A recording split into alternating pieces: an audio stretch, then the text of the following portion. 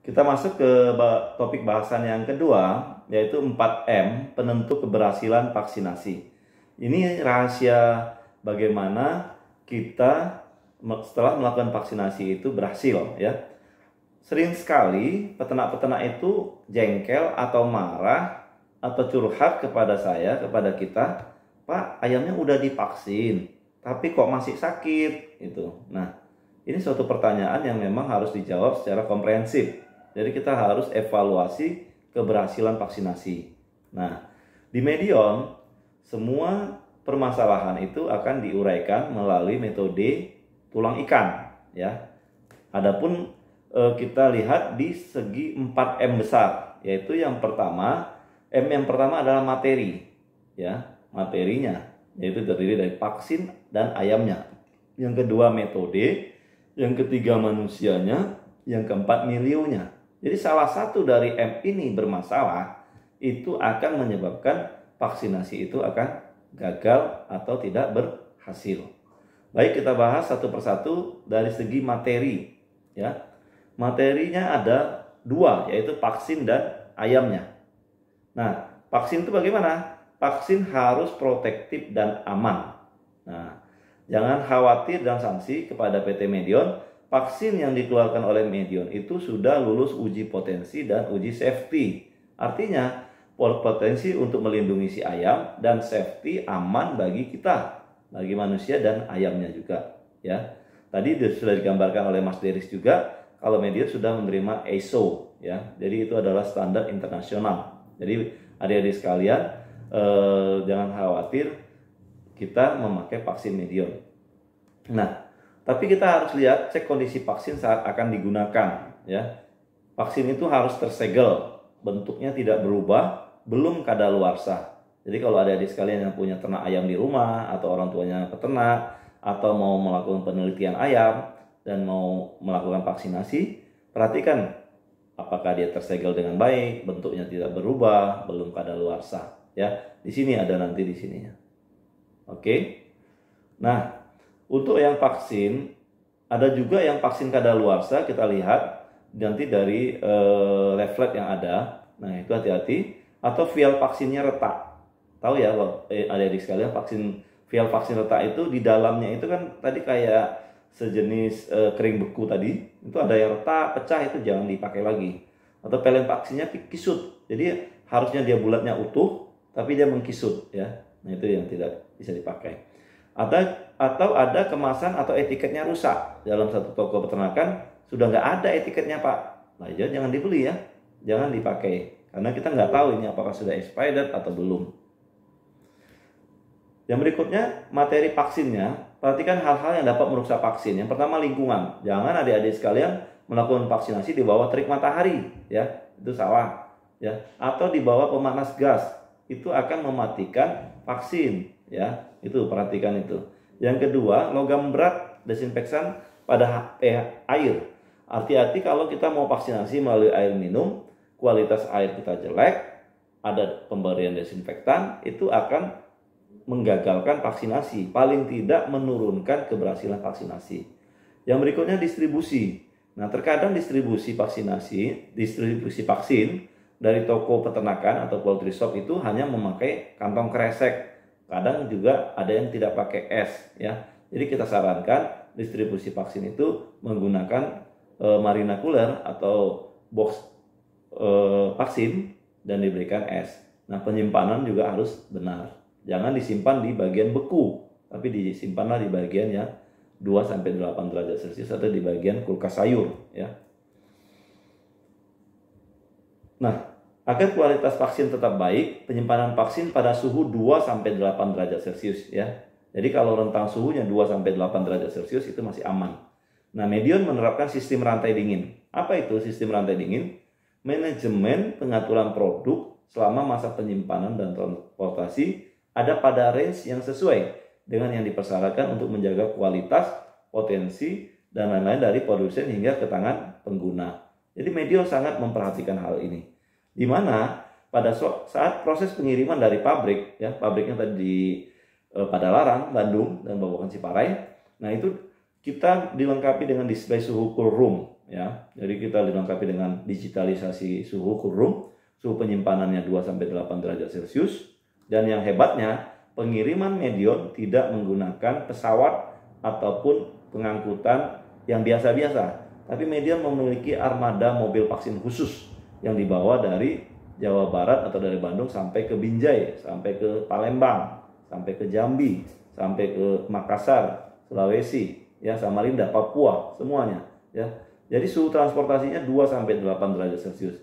Ini terpantau oleh pusat, dan ketika suhunya di atas 8 derajat Celcius akan bunyi alarm yang akan terhubung ke sistem di pusat, ya. Nah, kenapa?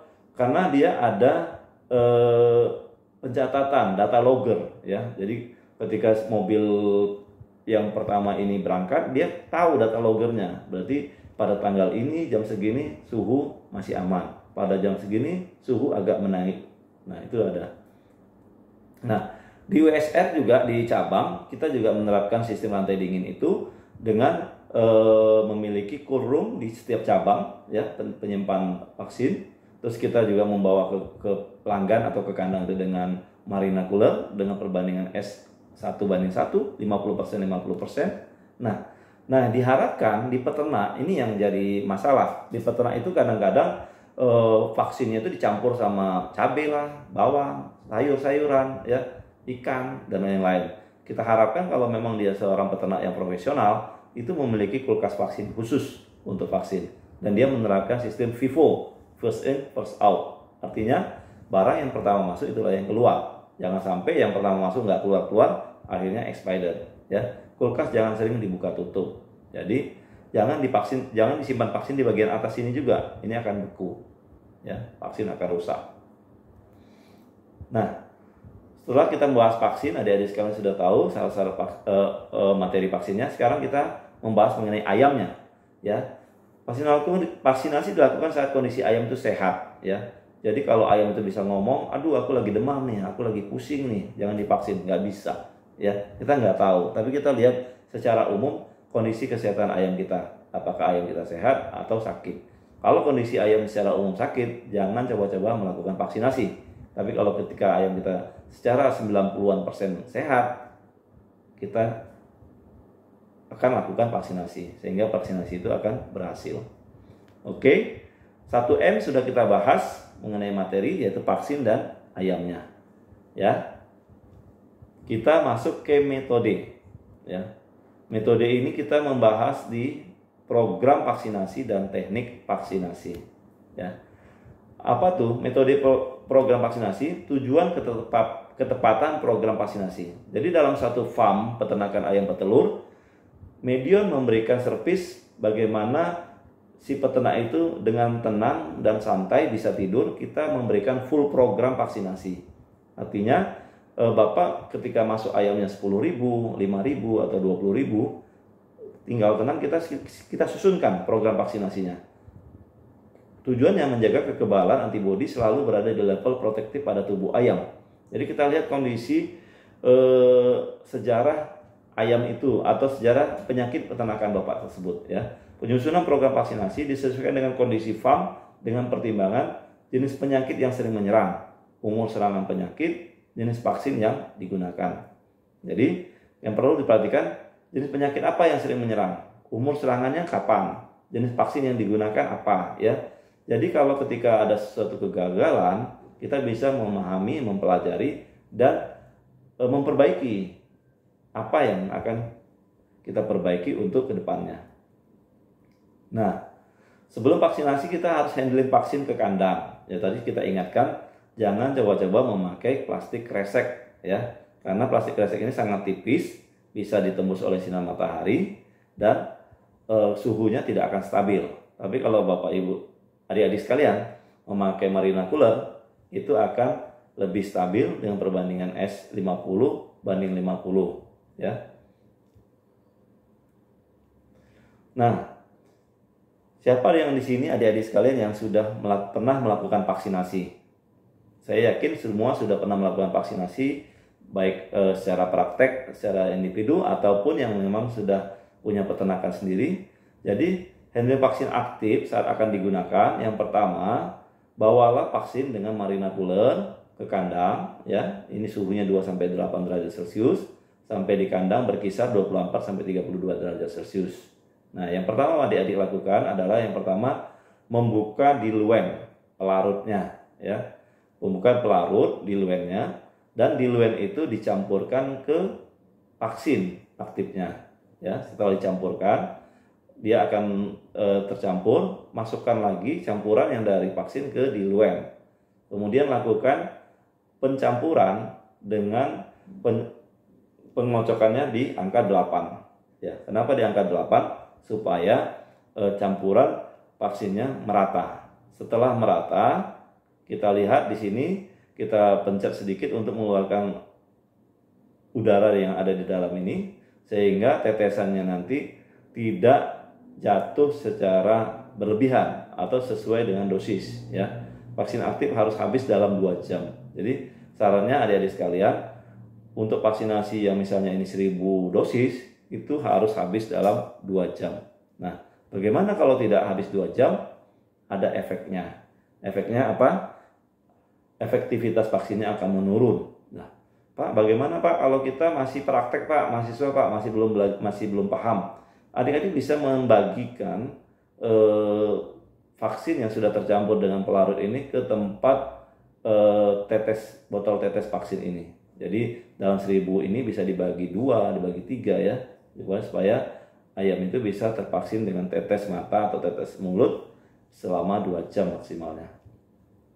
Itu. Nah, lanjut lagi ke teknik vaksinasi yang tadi yang aktif, sekarang yang inaktif ya. Sebelum vaksinasi, handling vaksin inaktif saat akan digunakan. Adik-adik sekalian tinggal ambil dari kulkasnya, dibawa, memakai marina cooler. Ini masih syaratnya suhu 2 sampai 8 derajat, sampai di farm berkisar 24 sampai 32 derajat. Nah, dan ini harus menunggu ya. Jadi jangan sampai vaksin ini dingin-dingin langsung disuntikan, tapi dia harus digenggam dan dikocok agar mencapai suhu kurang lebih 27 derajat. Hal ini disebut sistem thawing ya. Proses thawing pada vaksinasi inaktif kill. Tujuannya apa? Agar nanti vaksin yang disuntikan ke ayam tidak dalam kondisi sangat dingin. Jadi sejuk saja dia, kondisi suhu ruangan, agar ayam tidak menjadi stres. Karena suhu tubuh ayam itu 41 derajat ya, sangat tinggi. Nah, saat vaksinasi lakukan lokasi kondisi tempat vaksinasi harus teduh dan nyaman ya. Jadi jangan nanti di tengah lapangan ya, ayamnya di ini, itu juga jadi masalah nanti. Hindari terkena sinar matahari langsung, pemanas secara langsung. Jadi waktu vaksinasi itu boleh pagi, siang, atau sore, atau ada juga yang malam hari ya. Ini tergantung kepada kondisi yang ada di lingkungan adik-adik sekalian. Nah, ini adalah gambaran bagaimana saat melakukan vaksinasi. Yang kita pesankan ketika ada pemanas gas seperti ini harus dimatikan agar vaksin yang diberikan tidak kena cahaya atau panas langsung. Jika cuaca dingin, pemanas tidak perlu dimatikan, namun tempat vaksinasi harus menjauhi pemanas.